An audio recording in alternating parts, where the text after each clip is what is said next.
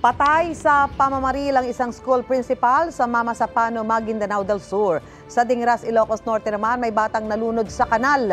Narito ang unang balita. Nalunod sa kanal ng babuyan ng isang lalaking 3 taong gulang sa Dingras, Ilocos Norte.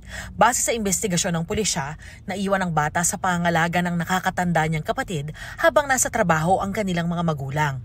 Inakala raw na naglalaro lang sa paligid ang bata hanggang sa mapansin na nawawala na. Inabot ng 18 oras ang paghahanap sa bata hanggang sa matagpuan sa kanal ang kanyang bangkay. Sinusubukan pang kunin ang pahayag ng pamilya ng bata. Sa Cananga, Leyte, natagpuan sa kalsada ang dugoang bangkay ng isang lalaki na nasaksak ng kanyang stepfather na senior citizen.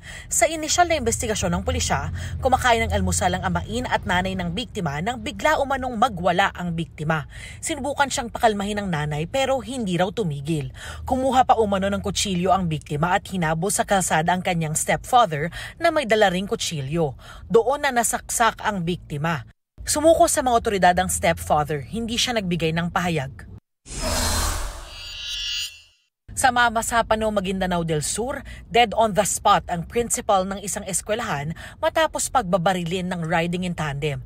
Kinilala siyang si Mama Datu Dalandas na principal ng Datu Texon Elementary School na kalapit na bayan ng Sultan sa Barongis. Nagtamo siya ng mga tama ng bala sa ulo at likod. Tumakas ang mga salarin. Kinondena ng Bangsamoro Education Ministry ang pamamaril. Yan ang unang balita. Darlene Kai para sa GMA Integrated News.